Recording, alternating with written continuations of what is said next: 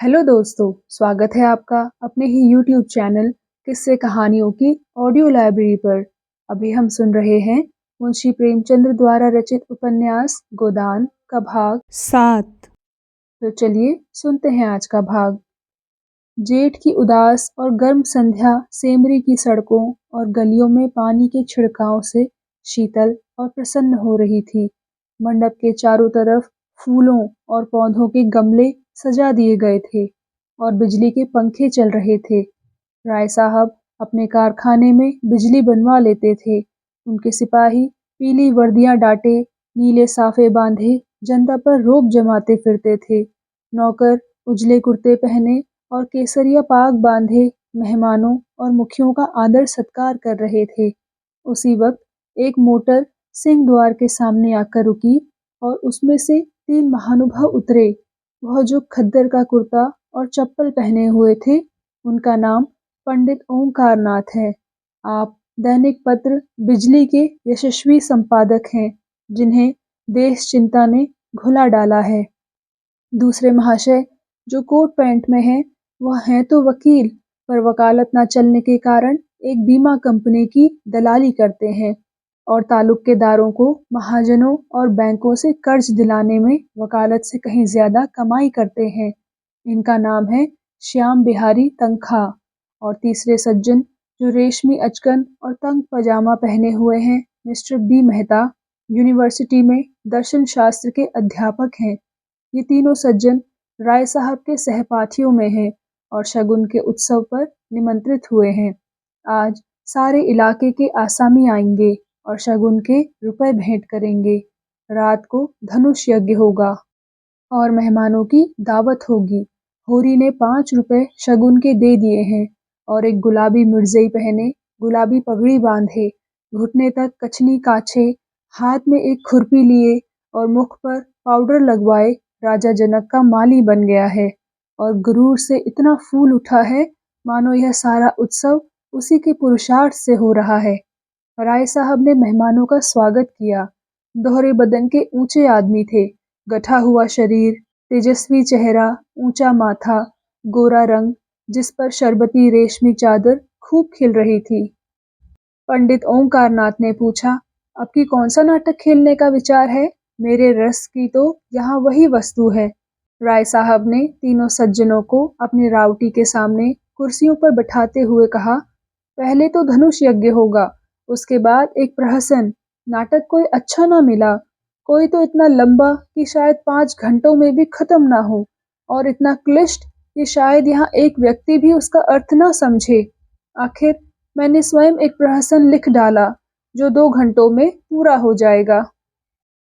ओंकारनाथ को राय साहब की रचना शक्ति में बहुत संदेह था। उनका ख्याल था कि प्रतिभा तो गरीबी में ही चमकती है, दीपक की भांति, जो अंधेरे में ही अपना प्रकाश दिखाता है। उपेक्षा के साथ जिसे छिपाने की भी उन्होंने चेष्टा नहीं की, पंडित ओंकारनाथ ने मुंह फेर लिया। मिस्टर तनखा इन बेमतलब की बातों में न पड़ना चाहते थे, फिर भी राय साहब को दिखा देना चाहते थे कि इस विषय में उन्हें कुछ बोलने का अधिकार है। बोले, नाटक कोई भी अच्छा हो सकता है अगर उसके अभिनेता अच्छे हों। अच्छे से अच्छा नाटक भी बुरे अभिनेताओं के हाथ में पड़कर बुरा हो जाता है। जब तक स्टेज पर शिक्षित अभिनेत्रियां नहीं आती, हमारी नाट्य कला का उद्धार नहीं हो सकता। अब की तो आपने काउंसिलों में प्रश्नों की धूम मचा दी। मैं तो दावे के साथ कह सकता हूँ, किसी मेंबर का रिकॉर्ड इतना शानदार नहीं है। दर्शन के अध्यापक मिस्टर मेहता इस प्रशंसा को सहन न कर सकते थे। विरोध तो करना चाहते थे, पर सिद्धांत की आड़ में। उन्होंने हाल ही में एक पुस्तक कई साल के परिश्रम से लिखी थी। उसकी जितनी धूम होनी चाहिए थी, उसकी शतांश भी नहीं हुई थी। इससे बहुत दुखी थे। बोले, भाई मैं प्रश्नों का कायल नहीं, मैं चाहता हूँ हमारा जीवन हमारे सिद्धांतों के अनुकूल हो। आप कृषकों के शुभेच्छु हैं, उन्हें तरह तरह की रियायत देना चाहते हैं, जमींदारों के अधिकार छीन लेना चाहते हैं, बल्कि उन्हें आप समाज का श्राप कहते हैं। फिर भी आप जमींदार हैं, वैसे ही जमींदार जैसे हजारों और जमींदार हैं। अगर आपकी धारणा है कि कृषकों के साथ रियायत होनी चाहिए, तो पहले आप खुद शुरू करें। काश्तकारों को बगैर नजराने लिए पट्टे लिख दें, बेगार बंद कर दें, इजाफा लगाने को तिलांजलि दे दें, चरावर जमीन छोड़ दें। मुझे उन लोगों से जरा भी हमदर्दी नहीं है जो बातें तो करते हैं कम्युनिस्टों की सी, मगर जीवन है रईसों का सा, उतना ही विलासमय, उतना ही स्वार्थ से भरा हुआ। राय साहब को आघात पहुंचा। वकील साहब के माथे पर बल पड़ गए और संपादक जी के मुंह में जैसे कालिख लग गई। वह खुद समष्टिवाद के पुजारी थे, पर सीधे घर में आग न लगाना चाहते थे। तनखा ने राय साहब की वकालत की। कहा, मैं समझता हूँ राय साहब का अपने आसामियों के साथ जितना अच्छा व्यवहार है, अगर सभी जमींदार वैसे ही हो जाएं तो यह प्रश्न ही ना रहे। मेहता ने हथौड़े की दूसरी चोट जमाई। कहा, मानता हूँ आपका अपने आसामियों के साथ बहुत अच्छा बर्ताव है, मगर प्रश्न यह है कि उसमें स्वार्थ है या नहीं। इसका एक कारण क्या यह नहीं हो सकता कि मध्यम आंच में भोजन स्वादिष्ट पकता है? गुड़ से मारने वाला जहर से मारने वाले की अपेक्षा कहीं सफल हो सकता है।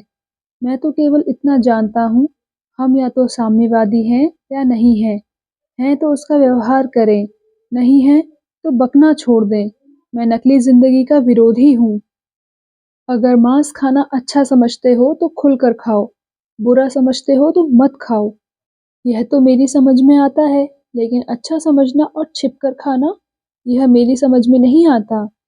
मैं तो इसे कायरता भी कहता हूँ और धूर्तता भी, जो वास्तव में एक है। राय साहब सभा चतुर आदमी थे। अपमान और आघात को धैर्य और उदारता से सहने का उन्हें अभ्यास था। कुछ असमंजस में पड़े हुए बोले, आपका विचार बिल्कुल ठीक है मेहता जी। आप जानते हैं मैं आपकी साफ गोई का कितना आदर करता हूँ, लेकिन आप यह भूल जाते हैं कि अन्य यात्राओं की भांति विचारों की यात्रा में भी पड़ाव होते हैं, और आप एक पड़ाव को छोड़कर दूसरे पड़ाव तक नहीं जा सकते। मानव जीवन का इतिहास इसका प्रत्यक्ष प्रमाण है। मैं उस वातावरण में पला हूँ जहाँ राजा ईश्वर है और जमींदार ईश्वर का मंत्री। मेरे स्वर्गवासी पिता असामियों पर इतनी दया करते थे कि पाले या सूखे में कभी आधा और कभी पूरा लगान माफ कर देते थे। अपने बखार से अनाज निकालकर असामियों को खिला देते थे। घर के गहने बेचकर कन्याओं के विवाह में मदद देते थे, मगर उसी वक्त तक जब तक प्रजा का पालन उनका सनातन धर्म था। लेकिन अधिकार के नाम पर वह कौड़ी का एक दांत भी फोड़ कर देना न चाहते थे। मैं उसी वातावरण में पला हूँ और मुझे गर्व है कि मैं व्यवहार में चाहे जो कुछ करूँ, विचारों में उनसे आगे बढ़ गया हूँ और यह मानने लग गया हूँ कि जब तक किसानों को ये रियायतें अधिकार के रूप में ना मिलेंगी, केवल सद्भावना के आधार पर उनकी दशा सुधर नहीं सकती। स्वेच्छा अगर अपना स्वार्थ छोड़ दे तो अपवाद है। मैं खुद सद्भावना करते हुए भी स्वार्थ नहीं छोड़ सकता और चाहता हूँ कि हमारे वर्ग को शासन और नीति के बल से अपना स्वार्थ छोड़ने के लिए मजबूर कर दिया जाए। इसे आप कायरता कहेंगे, मैं इसे विवशता कहता हूँ। मैं इसे स्वीकार करता हूँ कि किसी को भी दूसरे के श्रम पर मोटे होने का अधिकार नहीं है। उपजीवी होना घोर लज्जा की बात है। कर्म करना प्राणी मात्र का धर्म है। समाज की ऐसी व्यवस्था और शिक्षा जिसे मैं पूंजी का ही एक रूप समझता हूँ, इनका किला जितनी जल्द टूट जाए उतना ही अच्छा है। जिन्हें पेट की रोटी मैसर नहीं, उनके अफसर और नियोजक 10-10, 5-5 हजार फटकारें, यह हास्यास्पद है और लज्जास्पद भी। इस व्यवस्था ने हम जमींदारों में कितनी विलासिता, कितना दुराचार, कितनी पराधीनता और कितनी निर्लज्जता भर दी है, यह मैं खूब समझता हूँ। लेकिन मैं इन कारणों से इस व्यवस्था का विरोध नहीं करता। मेरा तो यह कहना है कि अपने स्वार्थ की दृष्टि से भी इसका अनुमोदन नहीं किया जा सकता। इस शान को निभाने के लिए हमें अपनी आत्मा की इतनी हत्या करनी पड़ती है कि हम में आत्माभिमान का नाम भी नहीं रहा। हम अपने आसामियों को लूटने के लिए मजबूर हैं। अगर अफसरों को कीमती कीमती डालियां ना दें तो बागी समझे जाएं, शान से ना रहें तो कंजूस कहलाएं। प्रगति की जरा सी आहट पाते ही हम कांप उठते हैं और अफसरों के पास फरियाद लेकर दौड़ते हैं कि हमारी रक्षा कीजिए। हमें अपने ऊपर विश्वास नहीं रहा, न पुरुषार्थ ही रह गया। बस हमारी दशा उन बच्चों की सी है जिन्हें चम्मच से दूध पिलाकर पाला जाता है, बाहर से मोटे, अंदर से दुर्बल, सत्वहीन और मोहताज। मेहता ने ताली बजाकर कहा, हियर हियर, आपकी जबान में जितनी बुद्धि है, काश उसकी आधी भी मस्तिष्क में होती। खेद यही है कि सब कुछ समझते हुए भी आप अपने विचारों को व्यवहार में नहीं लाते। ओंकारनाथ बोले, अकेला चना भार नहीं फोड़ सकता मिस्टर मेहता। हमें समय के साथ चलना भी है और उसे अपने साथ चलाना भी। बुरे कामों में ही सहयोग की जरूरत नहीं होती, अच्छे कामों के लिए भी सहयोग उतना ही जरूरी है। आप ही क्यों 800 रुपए महीने हड़पते हैं, जब आपके करोड़ों भाई केवल 8 रुपए में अपना निर्वाह कर रहे हैं। राय साहब ने ऊपरी खेद लेकिन भीतरी संतोष से संपादक जी को देखा और बोले, व्यक्तिगत बातों पर आलोचना न कीजिए संपादक जी, हम यहाँ समाज की व्यवस्था पर विचार कर रहे हैं। मिस्टर मेहता उसी ठंडे मन से बोले, नहीं नहीं, मैं इसे बुरा नहीं समझता। समाज व्यक्ति से ही बनता है और व्यक्ति को भूलकर हम किसी व्यवस्था पर विचार नहीं कर सकते। मैं इसलिए वेतन लेता हूँ कि मेरा इस व्यवस्था पर विश्वास नहीं है।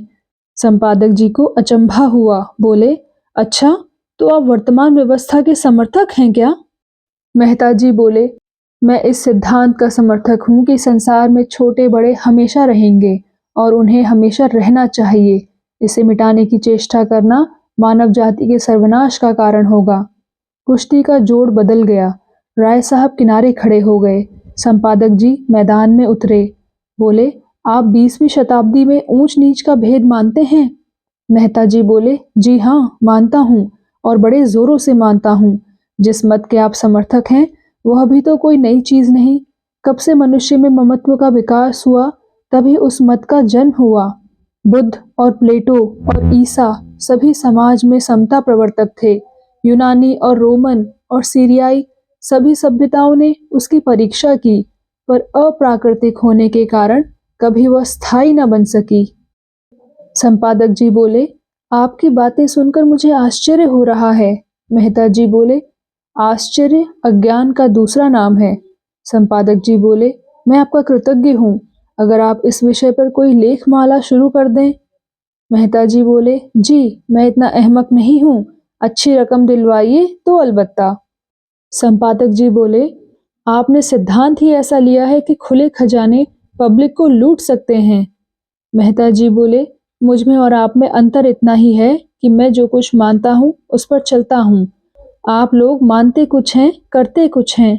धन को आप किसी उपाय से बराबर फैला सकते हैं, लेकिन बुद्धि को, चरित्र को और रूप को, प्रतिभा को और बल को बराबर फैलाना तो आपकी शक्ति के बाहर है। छोटे बड़े का भेद केवल धन से ही तो नहीं होता। मैंने बड़े बड़े धन कुबेरों को भिक्षुकों के सामने घुटने टेकते देखा है, और आपने भी देखा होगा। रूप के चौखट पर बड़े बड़े महीप नाक रगड़ते हैं। क्या यह सामाजिक विषमता नहीं है? आप रूस की मिसाल देंगे, वहां इसके सिवाय और क्या है कि मिल के मालिक ने राज कर्मचारियों का रूप ले लिया है। बुद्धि तब भी राज करती थी, अब भी करती है और हमेशा करेगी। तश्तरी में पान आ गए थे। राय साहब ने मेहमानों को पान और इलायची देते हुए कहा, बुद्धि अगर स्वार्थ से मुक्त हो तो हमें उसकी प्रभुता मानने में कोई आपत्ति नहीं। समाजवाद का यही आदर्श है। हम साधु महात्माओं के सामने इसलिए सिर झुकाते हैं कि उनमें त्याग का बल है। इसी तरह हम बुद्धि के हाथ में अधिकार भी देना चाहते हैं, सम्मान भी, नेतृत्व भी, लेकिन संपत्ति किसी तरह नहीं। बुद्धि का अधिकार और सम्मान व्यक्ति के साथ चला जाता है, लेकिन उसकी संपत्ति विष बोने के लिए उसके बाद और भी प्रबल हो जाती है। बुद्धि के बगैर किसी समाज का संचालन नहीं हो सकता। हम केवल इस बिच्छू का डंक तोड़ देना चाहते हैं। दूसरी मोटर आ पहुंची और मिस्टर खन्ना उतरे, जो एक बैंक के मैनेजर और शक्कर मिल के मैनेजिंग डायरेक्टर हैं। 2 देवियां भी उनके साथ थी। राय साहब ने दोनों देवियों को उतारा।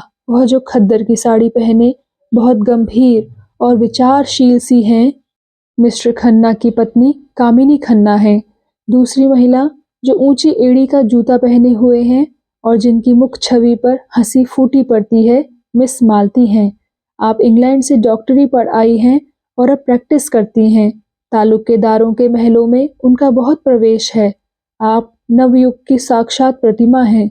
गात कोमल पर चपलता कूट कूट कर भरी हुई, झिझक या संकोच का कहीं नाम नहीं। मेकअप में प्रवीण, बला की हाजिर जवाब, पुरुष मनोविज्ञान की अच्छी जानकार, आमोद प्रमोद को जीवन का तत्व समझने वाली, लुभाने और रिझाने की कला में निपुण। जहाँ आत्मा का स्थान है वहाँ प्रदर्शन, जहाँ हृदय का स्थान है वहाँ हाव भाव, मनोद्गारों पर कठोर निग्रह, जिसमें इच्छा या अभिलाषा का लोप सा हो गया। आपने मिस्टर मेहता से हाथ मिलाते हुए कहा, सच कहती हूँ, आप सूरत से ही फिलासफर मालूम होते हैं। इस नई रचना में तो आपने आत्मवादियों को उधेड़ कर रख दिया। पढ़ते पढ़ते कई बार मेरे जी में ऐसा आया कि आपसे लड़ जाऊं। फिलोसफरों में सहृदयता क्यों गायब हो जाती है? मेहता झेप गए। बिन ब्याहे थे और नवयुग की रमणियों से पनाह मांगते थे। पुरुषों की मंडली में खूब चहकते थे, मगर ज्यों ही कोई महिला आई और आपकी जबान बंद हुई, जैसे बुद्धि पर ताला लग जाता था। स्त्रियों से शिष्ट व्यवहार तक करने की सुधि न रहती थी। मिस्टर खन्ना ने पूछा, फिलोसफरों की सूरत में क्या खास बात होती है देवी जी? मालती ने मेहता की ओर दया भाव से देखकर कहा, मिस्टर मेहता, बुरा न माने तो बतला दूं। खन्ना मिस मालती के उपासकों में थे। जहां मिस मालती जाए वहां खन्ना का पहुंचना लाजिम था। उसके आसपास भंवरे की तरह मंडराते रहते थे। हर समय उनकी यह इच्छा रहती थी कि मालती से अधिक वही बोलें, उनकी निगाह अधिक से अधिक उन्हीं पर रहे। खन्ना ने आंख मारकर कहा, फिलोसफर किसी की बात का बुरा नहीं मानते, उनकी यही सिफत है। मालती बोली, तो सुनिए, फिलोसफर हमेशा मुर्दा दिल होते हैं। जब देखिए अपने विचारों में मगन बैठे हैं। आपकी तरफ ताकेंगे मगर आपको देखेंगे नहीं। आप उनसे बातें किए जाएं, कुछ सुनेंगे नहीं, जैसे शून्य में उड़ रहे हों। सब लोगों ने कह कहा मारा। मिस्टर मेहता जैसे जमीन में गड़ गए। मालती आगे बोली, ऑक्सफोर्ड में मेरे फिलॉसफी के प्रोफेसर हस्बैंड थे। खन्ना ने टोका, नाम तो निराला है। मालती बोली, जी हाँ, और थे कुंवारे। खन्ना बोले, मिस्टर मेहता भी तो कुंवारे हैं। मालती बोली, यह रोग सभी फिलोसफरों को होता है। अब मेहता को अवसर मिला। बोले, आप भी तो इसी मरज में गिरफ्तार हैं शायद। मालती बोली, मैंने प्रतिज्ञा की है किसी फिलोसफर से शादी करूंगी, और यह वर्ग शादी के नाम से घबराता है। हस्बैंड साहब तो स्त्री को देखकर घर में छिप जाते थे। उनके शिष्यों में कई लड़कियां थी। अगर उनमें से कोई कभी कुछ पूछने के लिए उनके ऑफिस में चली जाती थी तो आप ऐसा घबरा जाते जैसे कोई शेर आ गया हो। हम लोग उन्हें खूब छेड़ा करते थे, मगर थे बेचारे सरल हृदय। कई हजार की आमदनी थी, पर मैंने उन्हें हमेशा एक ही सूट पहने देखा। उनकी एक विधवा बहन थी, वह उनके घर का सारा प्रबंध करती थी। मिस्टर हस्बैंड को तो खाने की फिक्र ही न रहती थी। मिलने वालों के डर से अपने कमरे का द्वार बंद करके लिखा पढ़ी करते थे। भोजन का समय आ जाता तो उनकी बहन आहिस्ता से भीतर के द्वार से उनके पास जाकर किताब बंद कर देती थी। तब उन्हें मालूम होता था कि खाने का समय हो गया। रात को भी भोजन का समय बंधा हुआ था। उनकी बहन कमरे की बत्ती बुझा दिया करती थी। एक दिन बहन ने किताब बंद करनी चाही तो आपने पुस्तक को दोनों हाथों से दबा लिया और बहन भाई में जोर आजमाई होने लगी। आखिर बहन उनकी पहिएदार कुर्सी को खींचकर भोजन के कमरे में लाई। राय साहब बोले, मगर मेहता साहब तो बड़े खुशमिजाज और मिलनसार हैं, नहीं तो इस हंगामे में क्यों आते? मालती बोली, तो आप फिलोसोफर ना होंगे। जब अपनी चिंताओं से हमारे सिर में दर्द होने लगता है तो विश्व की चिंता सिर पर लाद कर कोई कैसे प्रसन्न रह सकता है? उधर संपादक जी श्रीमती खन्ना से आर्थिक कठिनाइयों की कथा कह रहे थे। बोले, बस यूं समझिए श्रीमती जी कि संपादक का जीवन एक दीर्घ विलाप है, जिसे सुनकर लोग दया करने के बदले कानों पर हाथ रख लेते हैं। बेचारा न अपना उपकार कर सके न औरों का। पब्लिक उससे आशा तो यह रखती है कि हर एक आंदोलन में वह सबसे आगे रहे, जेल जाए, मार खाए, घर में माल असबाब की कुर्की कराए। यह उसका धर्म समझा जाता है, लेकिन उसकी कठिनाइयों की ओर किसी का ध्यान नहीं। हो तो वह सब कुछ, उसे हर एक विद्या, हर एक कला में पारंगत होना चाहिए, लेकिन उसे जीवित रहने का अधिकार नहीं। आप तो आजकल कुछ लिखती ही नहीं। आपकी सेवा करने का जो थोड़ा सा सौभाग्य मुझे मिल सकता था, उससे क्यों मुझे वंचित रखती हैं आप? मिसेस खन्ना को कविता लिखने का शौक था। इस नाते से संपादक जी कभी कभी उनसे मिल आया करते थे, लेकिन घर के काम धंधों में व्यस्त रहने के कारण इधर बहुत दिनों से कुछ लिख नहीं सकी थी। सच बात तो यह है कि संपादक जी ने ही उन्हें प्रोत्साहित करके कवि बनाया था। सच्ची प्रतिभा उनमें बहुत कम थी। बोली, क्या लिखूं, कुछ सूझता ही नहीं। आपने कभी मिस मालती से कुछ लिखने को नहीं कहा क्या? संपादक जी उपेक्षा भाव से बोले, उनका समय मूल्यवान है कामिनी देवी। लिखते तो वह लोग हैं जिनके अंदर कुछ दर्द है, अनुराग है, लगन है, विचार है। जिन्होंने धन और भोग विलास को जीवन का लक्ष्य बना लिया, वह क्या लिखेंगे? कामिनी ने ईर्ष्या मिश्रित विनोद से कहा, अगर आप उनसे कुछ लिखा सकें तो आपका प्रचार दुगना हो जाए। लखनऊ में तो ऐसा कोई रसिक नहीं है जो आपका ग्राहक ना बन जाए। संपादक महोदय बोले, अगर धन मेरे जीवन का आदर्श होता तो आज मैं इस दशा में न होता। मुझे भी धन कमाने की कला आती है। आज चाहूं तो लाखों कमा सकता हूँ, लेकिन यहाँ तो धन को कभी कुछ समझा ही नहीं। साहित्य की सेवा अपने जीवन का ध्येय है और रहेगा। मिसेस खन्ना बोली, कम से कम मेरा नाम तो ग्राहकों में लिखवा दीजिए। संपादक बोले, आपका नाम ग्राहकों में नहीं संरक्षकों में लिखूंगा। मिसेस खन्ना बोली, संरक्षकों में रानियों महारानियों को रखिए, जिनकी थोड़ी सी खुशामद करके आप अपने पत्र को लाभ की चीज बना सकते हैं। संपादक बोले, मेरी रानी महारानी आप हैं। मैं तो आपके सामने किसी रानी महारानी की हकीकत नहीं समझता। जिसमें दया और विवेक है, वही मेरी रानी है। खुशामद से मुझे घृणा है। कामिनी ने चुटकी ली। लेकिन मेरी खुशामद तो आप कर रहे हैं संपादक जी। संपादक जी ने गंभीर होकर श्रद्धापूर्ण स्वर में कहा, यह खुशामद नहीं है देवी जी, हृदय के सच्चे उद्गार हैं। राय साहब ने पुकारा, अरे संपादक जी जरा इधर आइए, मिस मालती आपसे कुछ कहना चाहती हैं। संपादक जी की वह सारी अकड़ गायब हो गई। नम्रता और विनय की मूर्ति बने हुए आकर खड़े हो गए। मालती ने उन्हें सदैव नेत्रों से देखकर कहा, मैं अभी कह रही थी कि दुनिया में मुझे सबसे ज्यादा डर संपादकों से लगता है। आप लोग जिसे चाहें एक क्षण में बिगाड़ दें। मुझी से चीफ सेक्रेटरी साहब ने एक बार कहा, अगर मैं इस ब्लडी ओंकारनाथ को जेल में बंद कर सकूं तो अपने को भाग्यवान समझूं। ओंकारनाथ की बड़ी बड़ी मूछें खड़ी हो गई। आंखों में गर्व की ज्योति चमक उठी। यूं वह बहुत ही शांत प्रकृति के आदमी थे, लेकिन ललकार सुनकर उनका पुरुषत्व उत्तेजित हो जाता था। दृढ़ता भरे स्वर में बोले, इस कृपा के लिए आपका कृतज्ञ हूँ। उस सभा में अपना जिक्र तो आता है, चाहे किसी तरह आए।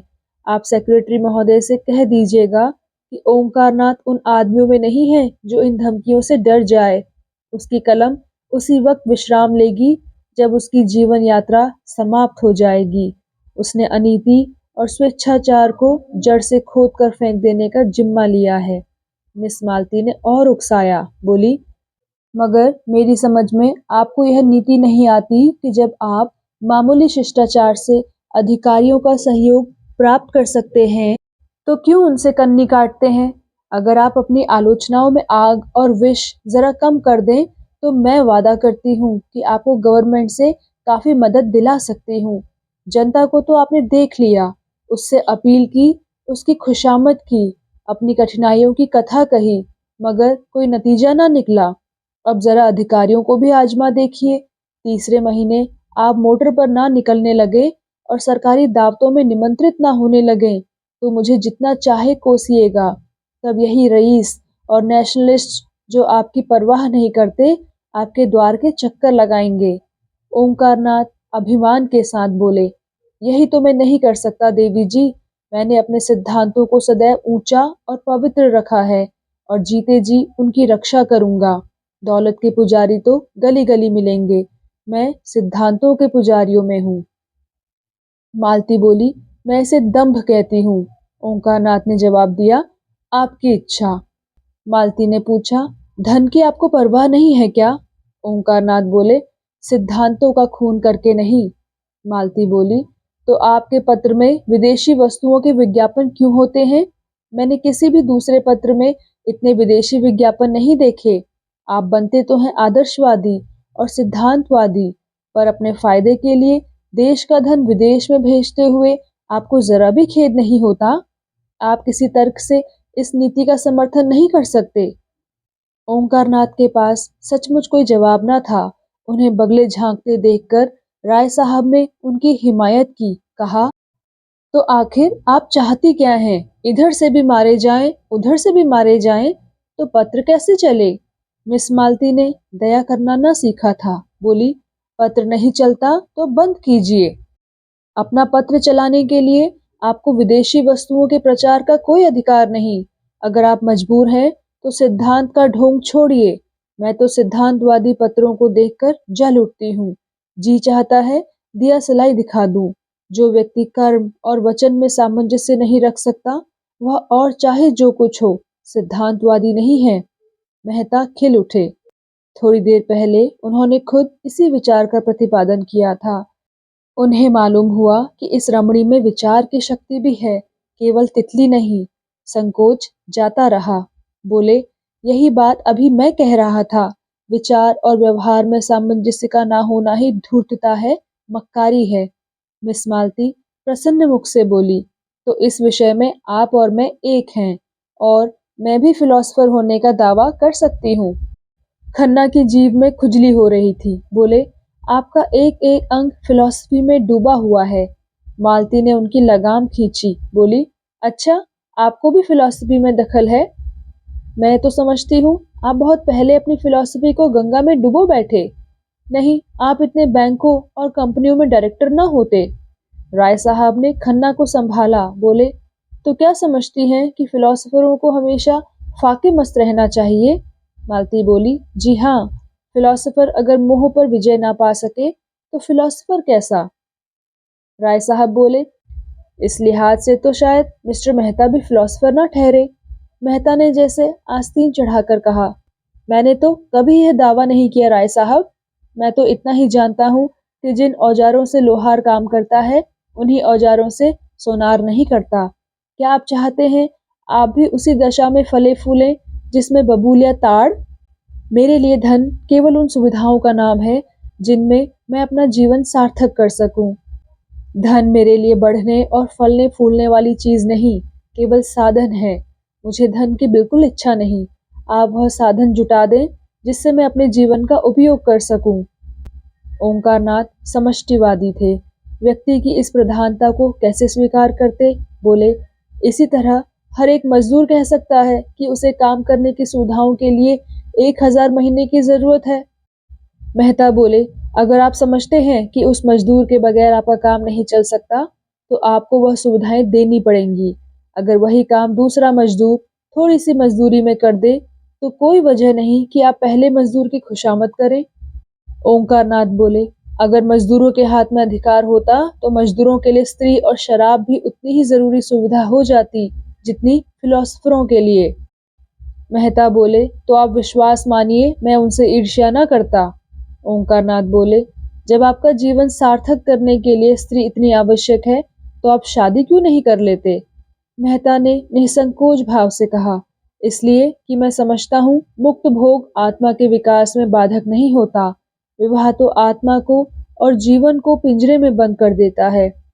खन्ना ने इसका समर्थन किया। बंधन और निग्रह पुरानी थ्योरियां हैं, नई थ्योरी है मुक्त भोग। मालती ने चोटी पकड़ी। बोली, तो अब मिसेस खन्ना को तलाक के लिए तैयार रहना चाहिए। खन्ना बोला, तलाक का बिल पास तो हो? मालती ने प्रश्न किया, और शायद उसका पहला उपयोग आप ही करेंगे। कामिनी ने मालती की ओर विष भरी आंखों से देखा और मुंह सिकोड़ लिया, मानो कह रही है, खन्ना तुम्हें मुबारक रहे, मुझे परवाह नहीं। मालती ने मेहता की तरफ देखकर कहा, इस विषय में आपके क्या विचार है मिस्टर मेहता? मेहता गंभीर हो गए।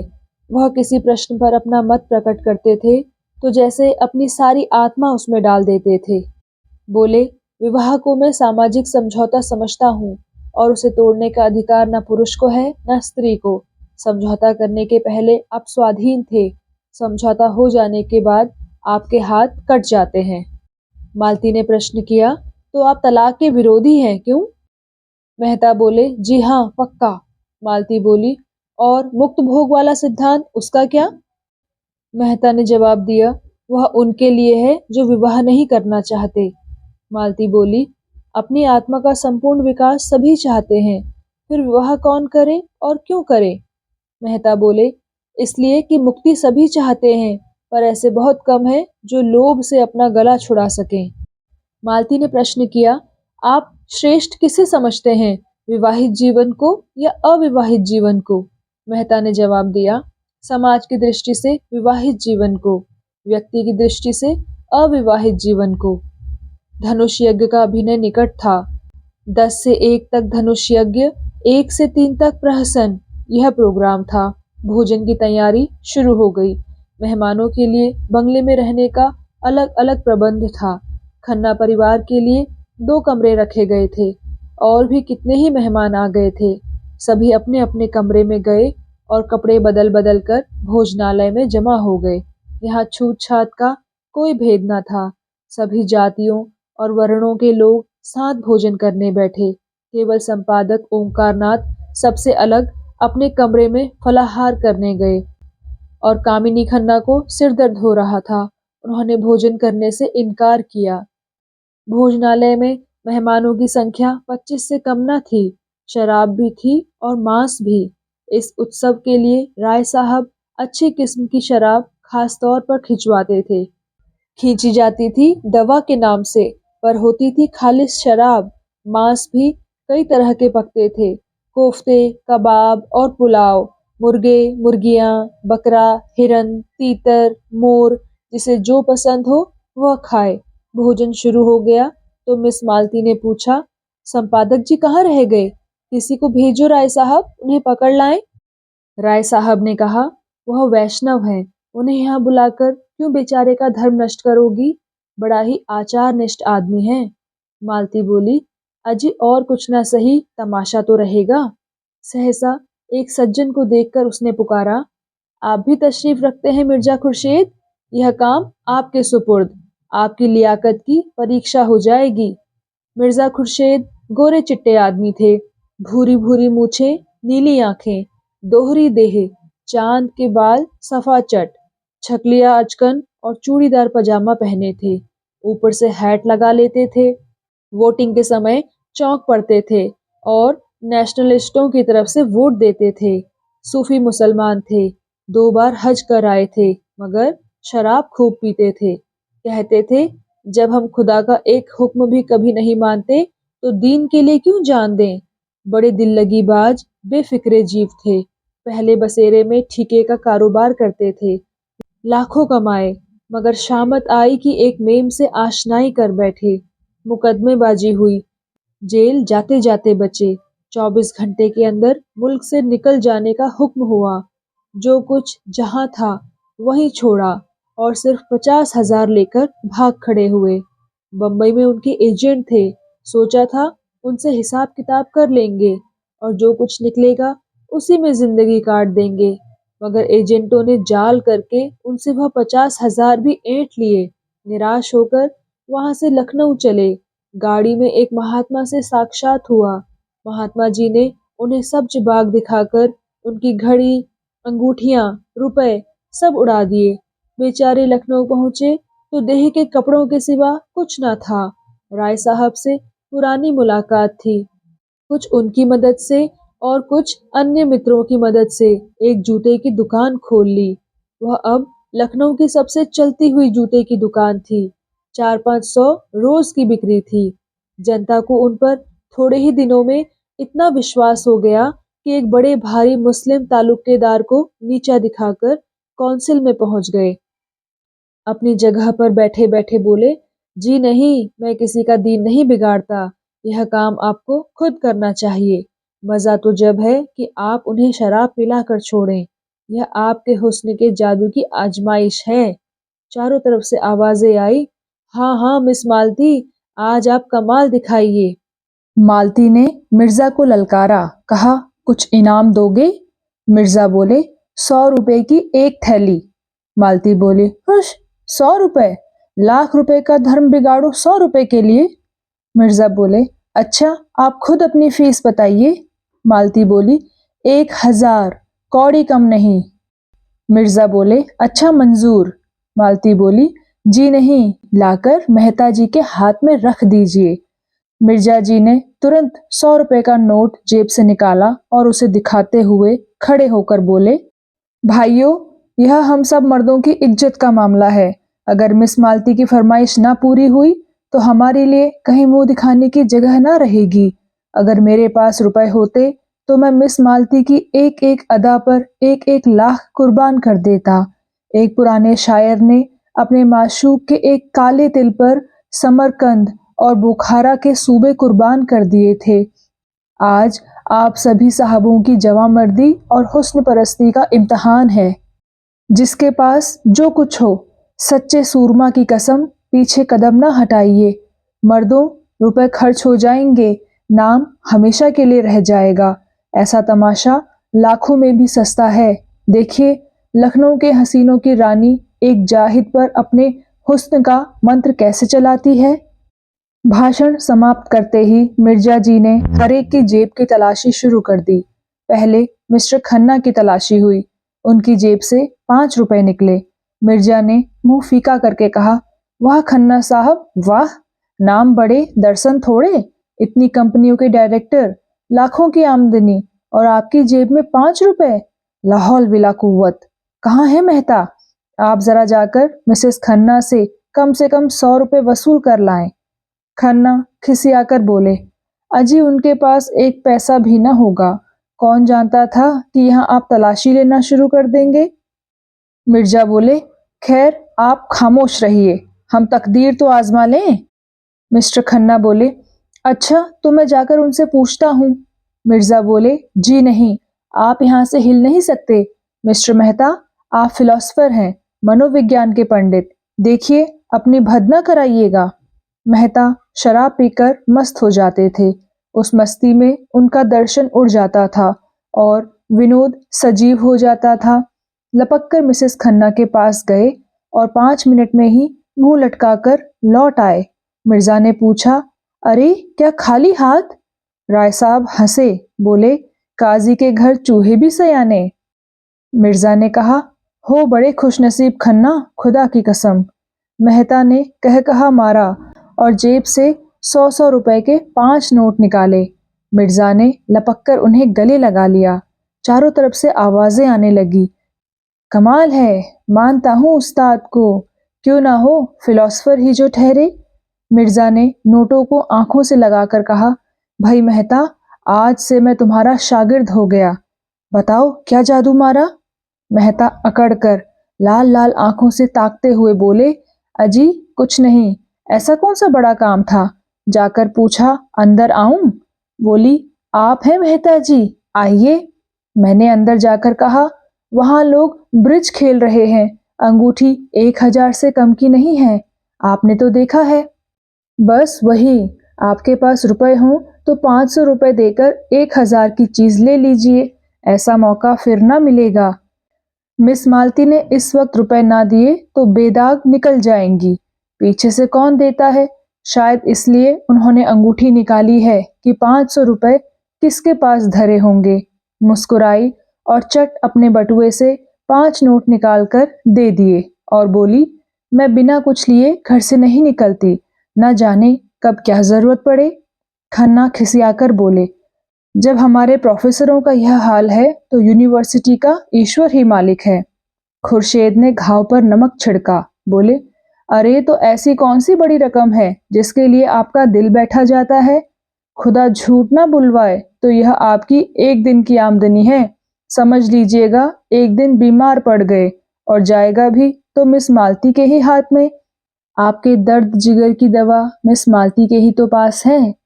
मालती ने ठोकर मारी, बोली, देखिए मिर्जा जी, तबेले में लतियाहुज अच्छी नहीं।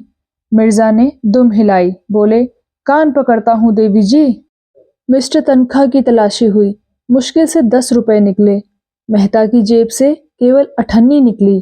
कई सज्जनों ने एक एक 2-2 रुपए खुद दे दिए। हिसाब जोड़ा गया तो 300 की कमी थी। यह कमी राय साहब ने उदारता के साथ पूरी कर दी। संपादक जी ने मेवे और फल खाए थे और जरा कमर सीधी कर रहे थे कि राय साहब ने जाकर कहा, आपको मिस मालती याद कर रही हैं। खुश होकर बोले, अच्छा, मिस मालती मुझे याद कर रही हैं। धन्य भाग। राय साहब के साथ ही हॉल में आ विराजे। उधर नौकरों ने मेजें साफ कर दी थी। मालती ने आगे बढ़कर उनका स्वागत किया। संपादक जी ने नम्रता दिखाई। बोले, बैठिए, तकल्लुफ न कीजिए, मैं इतना बड़ा आदमी नहीं हूँ। मालती ने श्रद्धा भरे स्वर में कहा, आप तकल्लुफ समझते होंगे, मैं समझती हूँ, मैं अपना सम्मान बढ़ा रही हूँ। यो आप अपने को कुछ समझें और आपको शोभा भी नहीं देता है, लेकिन यहाँ जितने सज्जन जमा है सभी आपकी राष्ट्र और साहित्य सेवा से भलीभांति परिचित हैं। आपने इस क्षेत्र में जो महत्वपूर्ण काम किया है, अभी चाहे लोग उसका मूल्य ना समझें, लेकिन वह समय बहुत दूर नहीं है। मैं तो कहती हूँ वह समय आ गया है जब हर एक नगर में आपके नाम की सड़कें बनेंगी, क्लब बनेंगे, टाउन हॉलों में आपके चित्र लटकाए जाएंगे। इस वक्त जो थोड़ी बहुत जागृति है वह आप ही के महान उद्योग का प्रसाद है। आपको यह जानकर आनंद होगा कि देश में अब आपके ऐसे अनुयायी पैदा हो गए हैं जो आपके देहात सुधार आंदोलन में आपका हाथ बटाने को उत्सुक हैं और उन सज्जनों की बड़ी इच्छा है कि यह काम संगठित रूप से किया जाए और एक देहात सुधार संघ स्थापित किया जाए जिसके आप सभापति हों। ओंकारनाथ के जीवन में यह पहला अवसर था कि उन्हें चोटी के आदमियों में इतना सम्मान मिले। यों वह कभी कभी आम जलसों में बोलते थे और कई सभाओं के मंत्री और उपमंत्री भी थे, लेकिन शिक्षित समाज ने अब तक उनकी उपेक्षा ही की थी। उन लोगों में वह किसी तरह मिल ना पाते थे, इसलिए आम जलसों में उनकी निष्क्रियता और स्वार्थांधता की शिकायत किया करते थे और अपने पत्र में एक एक को रगेदते थे। कलम तेज थी, वाणी कठोर, साफ गोई की जगह उच्छृंखलता कर बैठते थे, इसलिए लोग उन्हें खाली ढोल समझते थे। उसी समाज में आज उनका इतना सम्मान। कहाँ है आज स्वराज और स्वाधीन भारत और हंटर के संपादक? आकर देखें और अपना कलेजा ठंडा करें। आज अवश्य ही देवताओं की उन पर कृपा दृष्टि है। सदुद्योग कभी निष्फल नहीं जाता, यह ऋषियों का वाक्य है। वह स्वयं अपनी नजरों में उठ गए, कृतज्ञता से पुलकित होकर बोले, देवी जी, आप तो मुझे कांटों में घसीट रही हैं। मैंने तो जनता की जो कुछ भी सेवा की अपना कर्तव्य समझकर की। मैं इस सम्मान को अपना नहीं, उस उद्देश्य का सम्मान समझ रहा हूँ जिसके लिए मैंने अपना जीवन अर्पित कर दिया है। लेकिन मेरा नम्र निवेदन है कि प्रधान का पद किसी प्रभावशाली पुरुष को दिया जाए। मैं पदों में विश्वास नहीं रखता, मैं तो सेवक हूँ और सेवा करना चाहता हूँ। मिस मालती इसे किसी तरह स्वीकार नहीं कर सकती। सभापति पंडित जी को बनना ही पड़ेगा। नगर में उसे ऐसा प्रभावशाली व्यक्ति दूसरा नहीं दिखाई देता जिसकी कलम में जादू है, जिसकी जबान में जादू है, जिसके व्यक्तित्व में जादू है। वह कैसे कहता है कि वह प्रभावशाली नहीं है? वह जमाना गया जब धन और प्रभाव में मेल था। अब प्रतिभा और प्रभाव के मेल का युग है। संपादक जी को यह पद अवश्य स्वीकार करना पड़ेगा। मंत्री मिस मालती होंगी। इस सभा के लिए तो 1000 का चंदा भी हो गया है और अभी तो सारा शहर और प्रांत पड़ा हुआ है। 4-5 लाख मिल जाना मामूली बात है। ओंकारनाथ पर कुछ नशा सा चढ़ने लगा। उनके मन में जो एक प्रकार की फुरहुरी सी उठ रही थी, उसने गंभीर उत्तरदायित्व का रूप धारण कर लिया। बोले, मगर यह आप समझ लें मिस मालती कि यह बड़ी जिम्मेदारी का काम है और आपको अपना बहुत समय देना पड़ेगा। मैं अपनी तरफ से आपको विश्वास दिलाता हूँ कि आप सभा भवन में मुझे सबसे पहले मौजूद पाएंगी। मिर्जा जी ने पुचारा दिया, आपका बड़े से बड़ा दुश्मन भी यह नहीं कह सकता कि आप अपना फर्ज अदा करने में कभी किसी से पीछे रहे। मिस मालती ने देखा शराब कुछ कुछ असर करने लगी है तो और भी गंभीर बनकर बोली, अगर हम लोग इस काम की महानता ना समझते तो ना यह सभा स्थापित होती और ना आप इसके सभापति होते। हम किसी रईस या तालुकेदार को सभापति बनाकर धन खूब बटोर सकते हैं और सेवा की आड़ में स्वार्थ सिद्ध कर सकते हैं, लेकिन यह हमारा उद्देश्य नहीं। हमारा एकमात्र उद्देश्य जनता की सेवा करना है और उसका सबसे बड़ा साधन आपका पत्र है। हमने निश्चय किया है कि हर एक नगर और गांव में उसका प्रचार किया जाए और जल्द से जल्द उसकी ग्राहक संख्या को 20,000 तक पहुंचा दिया जाए। प्रांत की सभी म्यूनिसिपैलिटियों और जिला बोर्ड के चेयरमैन हमारे मित्र हैं। कई चेयरमैन तो यही विराजमान हैं। अगर हर एक ने 500-500 प्रतियां भी ले ली तो 25,000 प्रतियां तो आप यकीनी समझें। फिर राय साहब और मिर्जा साहब की यह सलाह है कि काउंसिल में इस विषय का एक प्रस्ताव रखा जाए कि प्रत्येक गांव के लिए बिजली पत्रिका की एक प्रति सरकारी तौर पर मंगाई जाए या कुछ वार्षिक सहायता स्वीकार की जाए, और हमें पूरा विश्वास है कि यह प्रस्ताव पास हो जाएगा। ओंकारनाथ ने जैसे नशे में झूमते हुए कहा, हमें गवर्नर के पास डेपुटेशन ले जाना होगा। मिर्जा खुर्शीद बोले, जरूर जरूर। ओंकारनाथ बोले, उनसे कहना होगा कि किसी सभ्य शासन के लिए यह कितनी लज्जा और कलंक की बात है कि ग्रामोत्थान का अकेला पत्र होने पर भी बिजली पत्रिका का अस्तित्व तक नहीं स्वीकार किया जाता। मिर्जा खुर्शीद ने कहा, अवश्य अवश्य। ओंकारनाथ बोले, मैं गर्व नहीं करता, अभी गर्व करने का समय नहीं आया, लेकिन मुझे इसका दावा है कि ग्राम्य संगठन के लिए बिजली ने जितना उद्योग किया है। मिस्टर मेहता ने बात को काटकर सुधार किया, बोले, नहीं महाशय, तपस्या कहिए। ओंकारनाथ बोले, मैं मिस्टर मेहता को धन्यवाद देता हूँ। हाँ, इसे तपस्या ही कहना चाहिए, बड़ी कठोर तपस्या। बिजली ने जो तपस्या की है वह इस प्रांत के ही नहीं, इस राष्ट्र के इतिहास में अभूतपूर्व है। मिर्जा खुर्शीद बोले, जरूर जरूर। मिस मालती ने एक पैग और दिया, बोली, हमारे संघ ने यह निश्चय भी किया है कि काउंसिल में अब की जो जगह खाली हो उसके लिए आपको उम्मीदवार खड़ा किया जाए। आपको केवल अपनी स्वीकृति देनी होगी, शेष सारा काम हम लोग कर लेंगे। आपको ना खर्च से मतलब, ना प्रोपोगेंडा, ना दौड़ धूप से। ओंकारनाथ की आंखों की ज्योति दुगनी हो गई। गर्वपूर्ण नम्रता से बोले, मैं आप लोगों का सेवक हूँ, मुझसे जो काम चाहे ले लीजिए। मिस मालती बोली, हम लोगों को आपसे ऐसी ही आशा थी। हम अब तक झूठे देवताओं के सामने नाक रगड़ते रगड़ते हार गए और कुछ हाथ ना लगा। अब हमने आप में सच्चा पथ प्रदर्शक, सच्चा गुरु पाया है और इस शुभ दिन के आनंद में आज हमें एक मन एक प्राण होकर अपने अहंकार को, अपने दंभ को तिलांजलि दे देना चाहिए।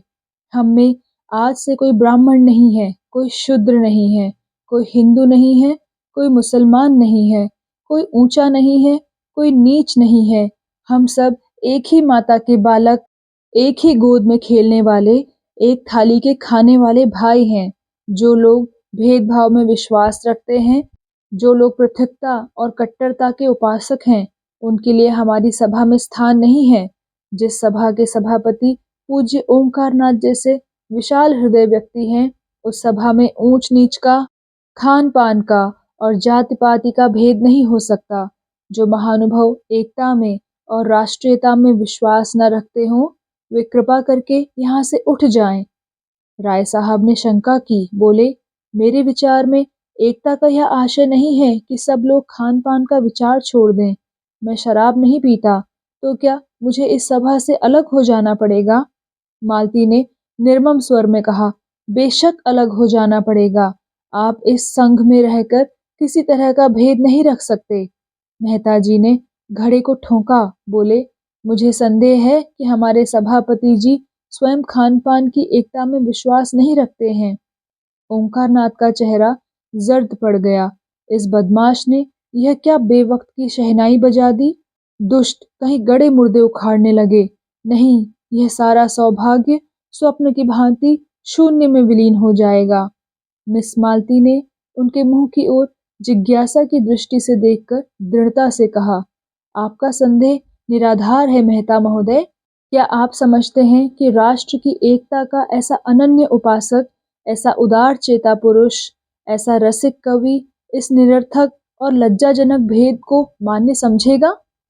ऐसी शंका करना उसकी राष्ट्रीयता का अपमान करना है। ओंकारनाथ का मुखमंडल प्रदीप्त हो गया। प्रसन्नता और संतोष की आभा झलक पड़ी। मालती ने उसी स्वर में कहा, और इससे भी अधिक उनकी पुरुष भावना का। एक रमणी के हाथों से शराब का प्याला पाकर वह कौन भद्र पुरुष होगा जो इनकार कर दे? यह तो नारी जाति का अपमान होगा, उस नारी जाति का जिसके नयन बाणों से अपने हृदय को बिंधवाने की लालसा पुरुष मात्र में होती है, जिसकी अदाओं पर मर मिटने के लिए बड़े बड़े महीप ललायित रहते हैं। लाइए बोतल और प्याले, और दौर चलने दीजिए। इस महान अवसर पर किसी तरह की शंका, किसी तरह की आपत्ति राष्ट्रद्रोह से कम नहीं।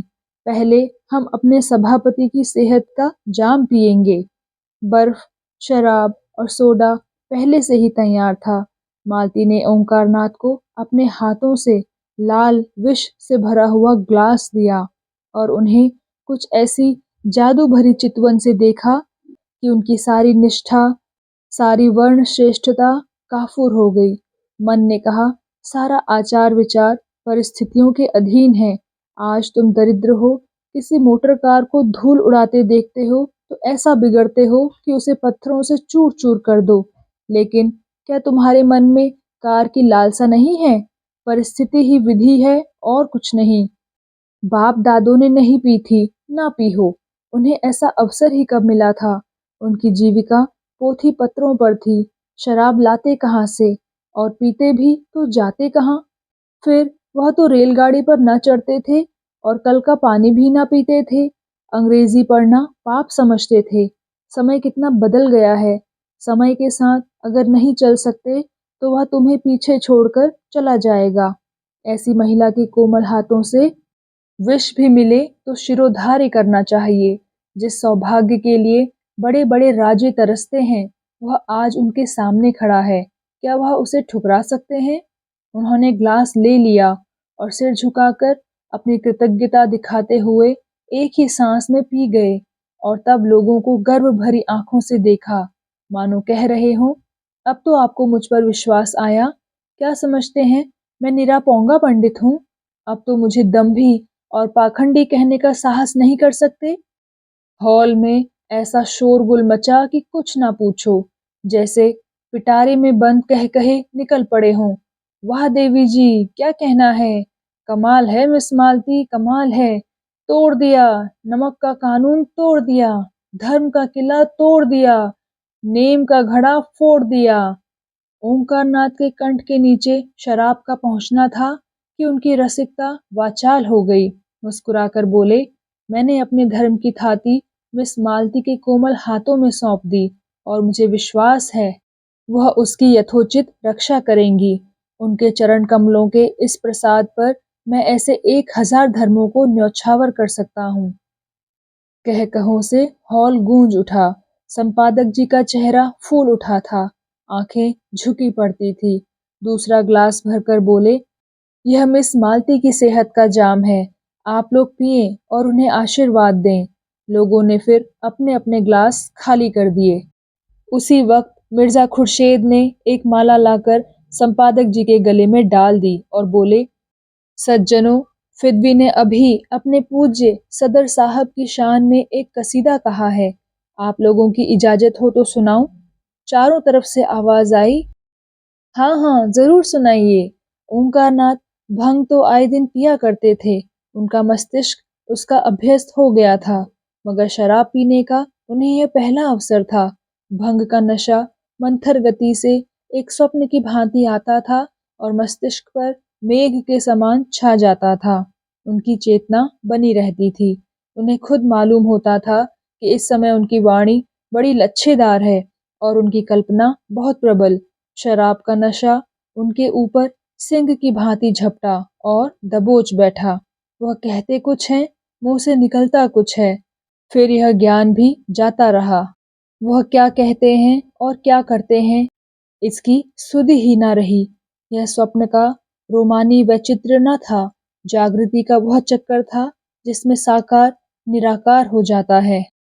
न जाने कैसे उनके मस्तिष्क में यह कल्पना जाग उठी कि कसीदा पढ़ना कोई बड़ा अनुचित काम है। मेज पर हाथ पटक कर बोले, नहीं, कदापि नहीं। यहाँ कोई कसीदा नहीं होगा, नहीं होगा। हम सभापति हैं, हमारा हुक्म है। हम अभी इस सभा को तोड़ सकते हैं, अभी तोड़ सकते हैं, सभी को निकाल सकते हैं। कोई हमारा कुछ नहीं कर सकता। हम सभापति हैं, कोई दूसरा सभापति नहीं है। मिर्जा ने हाथ जोड़कर कहा, हुजूर, इस कसीदे में तो आपकी तारीफ की गई है। संपादक जी ने लाल पर ज्योतिहीन नेत्रों से देखा। बोले, तुमने हमारी तारीफ क्यों की? क्यों की? बोलो, क्यों हमारी तारीफ की? हम किसी का नौकर नहीं है, किसी के बाप का नौकर नहीं है, किसी साले का दिया नहीं खाते। हम खुद संपादक हैं। हम बिजली का संपादक है। हम उसमें सबका तारीफ करेगा। देवी जी, हम तुम्हारा तारीफ नहीं करेगा। हम कोई बड़ा आदमी नहीं है, हम सबका गुलाम है। हम आपका चरण रज है। मालती देवी हमारी लक्ष्मी, हमारी सरस्वती, हमारी राधा। यह कहते हुए वे मालती के चरणों की तरफ झुके और मुंह के बल फर्श पर गिर पड़े। मिर्जा खुर्शीद ने दौड़कर उन्हें संभाला और कुर्सियां हटाकर वहीं जमीन पर लिटा दिया। फिर उनके कानों के पास मुंह ले जाकर बोले, राम नाम सत्य है, कहिए तो आपका जनाजा निकालें। राय साहब ने कहा, कल देखना कितना बिगड़ता है, एक एक को अपने पत्र में रगे देगा और ऐसा रगे देगा कि आप भी याद करेंगे। एक ही दुष्ट है, किसी पर दया नहीं करता, लिखने में तो अपना जोर नहीं रखता। ऐसा गधा आदमी कैसे इतना अच्छा लिखता है, यह रहस्य है।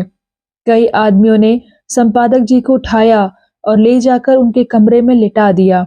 उधर पंडाल में धनुष यज्ञ हो रहा था। कई बार इन लोगों को बुलाने के लिए आदमी आ चुके थे। कई हुक्काम भी पंडाल में आ पहुंचे थे।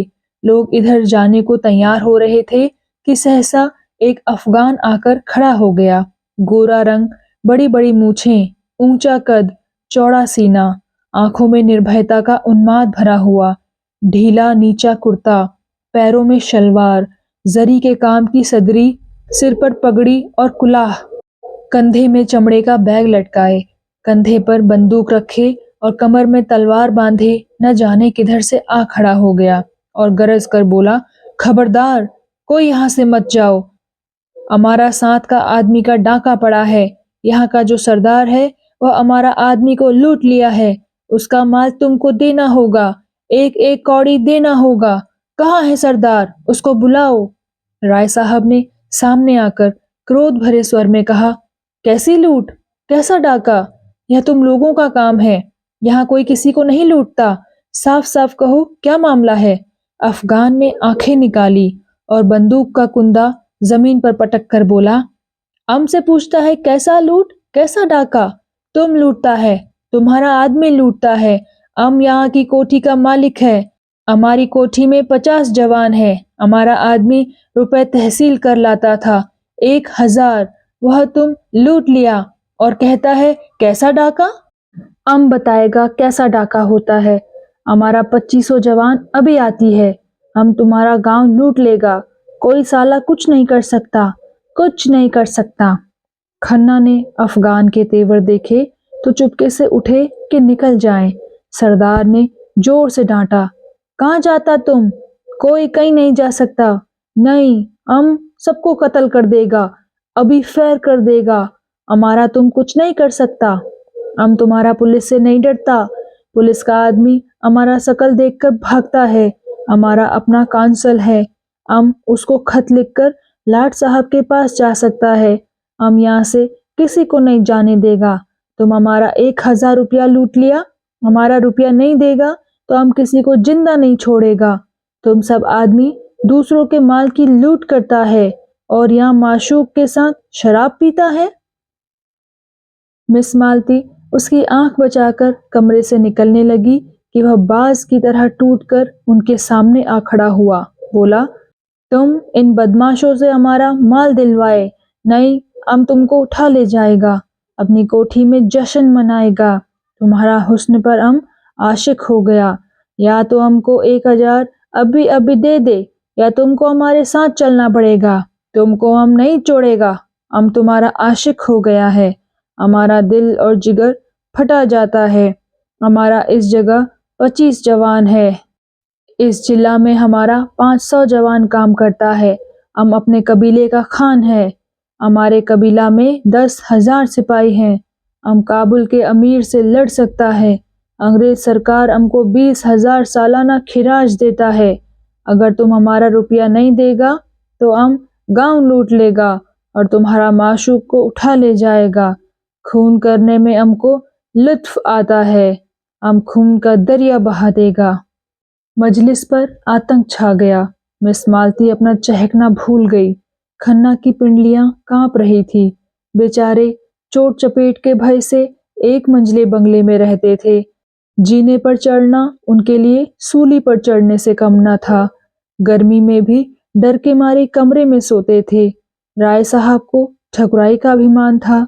वह अपने ही गांव में एक पठान से डर जाना हास्यास्पद समझते, लेकिन उसकी बंदूक को क्या करते। उन्होंने जरा भी ची चपड़ किया और उसने बंदूक चलाई। होश तो होते ही हैं ये सब, और निशाना भी इन सबों का कितना अचूक होता है। अगर उसके हाथ में बंदूक ना होती तो राय साहब उससे सींग मिलाने को भी तैयार हो जाते। मुश्किल यही थी कि दुष्ट किसी को बाहर नहीं जाने देता, नहीं दम के दम में सारा गांव जमा हो जाता और इसके पूरे जत्थे को पीट पीट कर रख देता। आखिर उन्होंने दिल मजबूत किया और जान पर खेल कर बोले, हमने आपसे कह दिया कि हम लोग चोर डाकू नहीं हैं। मैं यहाँ की काउंसिल का मेंबर हूँ और यह देवी जी लखनऊ की सुप्रसिद्ध डॉक्टर हैं। यहाँ सभी शरीफ और इज्जतदार लोग जमा हैं। हमें बिल्कुल खबर नहीं आपके आदमियों को किसने लूटा। आप जाकर थाने में रपट कीजिए। खान ने जमीन पर पैर पटके, पैंतरे बदले और बंदूक को कंधे से उतारकर हाथ में लेता हुआ दहाड़ा, मत बकबक करो, काउंसिल का मेंबर को हम इस तरह पैरों से कुचल देता है। फिर जमीन को पांव पर रगड़ा। हमारा हाथ मजबूत है, हमारा दिल मजबूत है, हम खुदा ताला के सिवा और किसी से नहीं डरता। तुम हमारा रुपया नहीं देगा तो हम, फिर राय साहब की तरफ इशारा कर बोला, अभी तुमको कत्ल कर देगा। अपनी तरफ बंदूक की नली देखकर राय साहब झुककर मेज के बराबर आ गए। अजीब मुसीबत में जान फंसी थी। शैतान बरबस कही जाता है। तुमने हमारे रुपए लूट लिए, ना कुछ सुनता है ना समझता है, ना किसी को बाहर आने जाने देता है। नौकर चाकर, सिपाही प्यादे सब धनुष यज्ञ देखने में मग्न थे। जमींदारी के नौकर यों भी आलसी और कामचोर होते ही हैं। जब तक 10 दफे न पुकारा जाता बोलते ही नहीं, और इस वक्त तो वे एक शुभ काम में लगे हुए थे। धनुष यज्ञ उनके लिए केवल तमाशा नहीं, भगवान की लीला थी। अगर एक आदमी भी इधर आ जाता तो सिपाहियों को खबर हो जाती और दम भर में खान का सारा खानपन निकल जाता।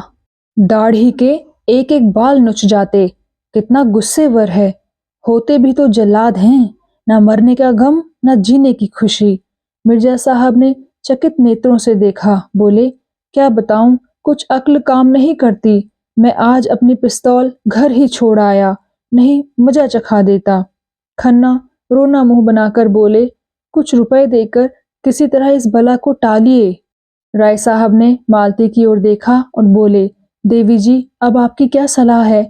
मालती का मुखमंडल तमतमा रहा था। बोली, होगा क्या, मेरी इतनी बेइज्जती हो रही है और आप लोग बैठे देख रहे हैं। 20 मर्दों के होते एक उजड्ड पठान मेरी इतनी दुर्गति कर रहा है और आप लोगों के खून में जरा भी गर्मी नहीं आती। क्या आपको जान इतनी प्यारी है? क्यों एक आदमी बाहर जाकर शोर नहीं मचाता? क्यों आप लोग उस पर झपट कर उसके हाथ से बंदूक नहीं छीन लेते? बंदूक ही तो चलाएगा, चलाने दो, एक या दो की जान ही तो जाएगी, जाने दो। मगर देवी जी मर जाने को जितना आसान समझती थी और लोग ना समझते थे। कोई आदमी बाहर निकलने की फिर हिम्मत करे और पठान गुस्से में आकर 10-5 फेर कर दे तो यहाँ सफाया हो जाएगा। बहुत होगा, पुलिस उसे फांसी की सजा दे देगी। वह भी क्या ठीक, एक बड़े कबीले का सरदार है, उसे फांसी देते हुए सरकार भी सोच विचार करेगी। ऊपर से दबाव पड़ेगा, राजनीति के सामने न्याय को कौन पूछता है। हमारे ऊपर उल्टे मुकदमे दायर हो जाएं और दंडकारी पुलिस बिठा दी जाए तो आश्चर्य नहीं। कितने मजे से हंसी मजाक हो रहा था। अब तक ड्रामा का आनंद उठाते होते इस शैतान ने आकर एक नई विपत्ति खड़ी कर दी। और ऐसा जान पड़ता है बिना दो एक खून किए मानेगा भी नहीं। खन्ना ने मालती को फटकारा, बोले, देवी जी, आप तो हमें ऐसा लताड़ रही हैं मानो अपनी प्राण रक्षा करना कोई पाप है। प्राण का मोह प्राणी मात्र में होता है और हम लोगों में भी हो तो कोई लज्जा की बात नहीं। आप हमारी जान इतनी सस्ती समझती हैं, यह देखकर मुझे खेद होता है। 1000 का ही तो मामला है, आपके पास मुफ्त के 1000 हैं, उसे देकर क्यों नहीं विदा कर देती। आप खुद अपनी बेइज्जती करा रही हैं, इसमें हमारा क्या दोष। राय साहब ने गर्म होकर कहा, अगर इसने देवी जी को हाथ लगाया तो चाहे मेरी लाश यहीं तड़पने लगे, मैं उससे भिड़ जाऊंगा। आखिर वह भी आदमी ही तो है। मिर्जा साहब ने संदेह से सिर हिलाकर कहा, राय साहब, आप सभी इन सबों के मिजाज से वाकिफ नहीं हैं। यह फैर करना शुरू करेगा तो फिर किसी को जिंदा ना छोड़ेगा। इनका निशाना बेखता होता है। मिस्टर तनखा बेचारे आने वाले चुनाव की समस्या सुलझाने आए थे। 10-5 हजार का वारा न्यारा करके घर जाने का स्वप्न देख रहे थे। यहाँ जीवन ही संकट में पड़ गया। बोले, सबसे सरल उपाय वही है जो अभी खन्ना जी ने बतलाया। 1000 की ही बात है और रुपए मौजूद हैं, तो आप लोग क्यों इतना सोच विचार कर रहे हैं। मिस मालती ने तनखा को तिरस्कार भरी आंखों से देखा। बोली, आप लोग इतने कायर हैं यह मैं ना समझती थी। मिस्टर तनखा बोले, मैं भी यह ना समझता था कि आपको रुपए इतने प्यारे हैं और वह भी मुफ्त के। मिस मालती बोली, जब आप लोग मेरा अपमान देख सकते हैं तो अपने घर की स्त्रियों का अपमान भी देख सकते होंगे। मिस्टर तनखा बोले, तो आप भी पैसों के लिए अपने घर के पुरुषों को होम करने में संकोच ना करेंगी। खान इतनी देर तक झल्लाया हुआ सा इन लोगों की गिटपिट सुन रहा था। एकाएक गरज कर बोला, अब नहीं मानेगा, इतनी देर यहाँ खड़ा है, तुम लोग कोई जवाब नहीं देता। फिर जेब से सीटी निकाल कर बोला, तुमको 1 लम्हा और देता है, अगर तुम रुपया नहीं देता तो हम सीटी बजाएगा और हमारा 25 जवान यहाँ आ जाएगा, बस। फिर आंखों में प्रेम की ज्वाला भरकर उसने मिस मालती को देखा। बोला, तुम हमारे साथ चलेगा दिलदार, हम तुम्हारे ऊपर फिदा हो जाएगा, अपना जान तुम्हारे कदमों पर रख देगा। इतना आदमी तुम्हारा आशिक है, मगर कोई सच्चा आशिक नहीं। सच्चा इश्क क्या है हम दिखा देगा। तुम्हारा इशारा पाते ही हम अपने सीने में खंजर चुभा सकता है। मिर्जा ने घिघियाकर कहा, देवी जी, खुदा के लिए इस मूजी को रुपए दे दीजिए।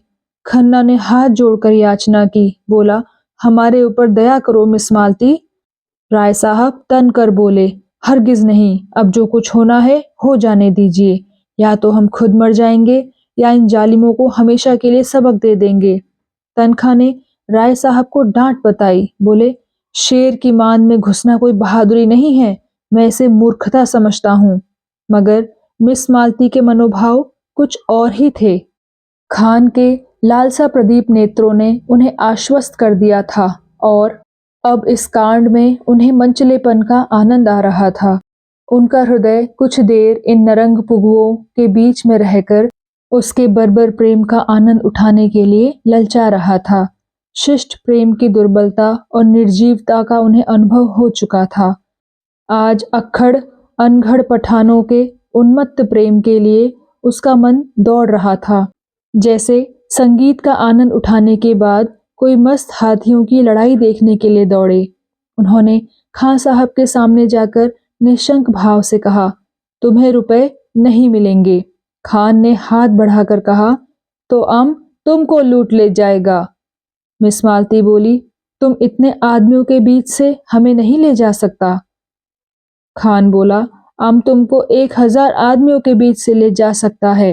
मिस मालती बोली, तुमको जान से हाथ धोना पड़ेगा।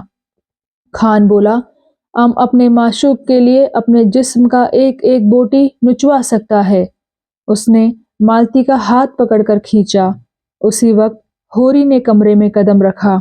वह राजा जनक का माली बना हुआ था और उसके अभिनय ने देहातियों को हंसाते हंसाते लुटा दिया था। उसने सोचा, मालिक अभी तक क्यों नहीं आए? वह भी तो आकर देखें कि देहाती इस काम में कितने कुशल होते हैं। उनके यार दोस्त भी देखें। कैसे मालिक को बुलाए? वह अवसर खोज रहा था और ज्यों ही मोहल्लत मिली दौड़ा हुआ यहाँ आया, मगर यहाँ का दृश्य देखकर भौचक्का सा खड़ा रह गया। सब लोग चुप्पी साधे थर थर कांपते कातर नेत्रों से खान को देख रहे थे और खान मालती को अपनी तरफ खींच रहा था। उसकी सहज बुद्धि ने परिस्थिति का अनुमान कर लिया। उसी वक्त राय साहब ने पुकारा, होरी दौड़ कर जा और सिपाहियों को बुला ला, जल्द दौड़। होरी पीछे मुड़ा था कि खान ने उसके सामने बंदूक तान कर डांटा, कहाँ जाता है सुअर, हम गोली मार देगा। होरी गंवार था। लाल पगड़ी देखकर उसके प्राण निकल जाते थे, लेकिन मस्त सांड पर लाठी लेकर पिल पड़ता था। वह कायर ना था, मारना और मरना दोनों ही जानता था, मगर पुलिस के हथकंडों के सामने उसकी एक ना चलती थी। बंधे बंधे कौन फिरे, रिश्वत के रुपए कहाँ से लाए, बाल बच्चों को किस पर छोड़े। मगर जब मालिक ललकारते हैं तो फिर किसका डर? तब तो वह मौत के मुंह में भी कूद सकता है। उसने झपट कर खान की कमर पकड़ी और ऐसा अड़ंगा मारा कि खान चारों खाने चित जमीन पर आ गिरा और लगा पश्तों में गालियां देने। होरी उनकी छाती पर चढ़ बैठा और जोर से दाढ़ी पकड़कर खींची। दाढ़ी उसके हाथ में आ गई। खान ने तुरंत अपनी कुल्हाड़ उतार फेंकी और जोर मारकर खड़ा हो गया। अरे, यह तो मिस्टर मेहता हैं। वही। लोगों ने चारों तरफ से मेहता को घेर लिया। कोई उनके गले लगता, कोई उनकी पीठ पर थपकियां देता था और मिस्टर मेहता के चेहरे पर न हंसी थी न गर्व। चुपचाप खड़े थे, मानो कुछ हुआ ही नहीं। मालती ने नकली रोष से कहा, आपने यह बहरूपपन कहाँ सीखा? मेरा दिल अभी तक धड़ धड़ कर रहा है। मेहता ने मुस्कुराते हुए कहा, जरा इन भले आदमियों की जवामर्दी की परीक्षा ले रहा था। जो गुस्ताखी हुई हो उसे क्षमा कीजिएगा। तो दोस्तों, कैसा लगा आपको आज का भाग? कृपया कमेंट सेक्शन में आकर जरूर बताइएगा।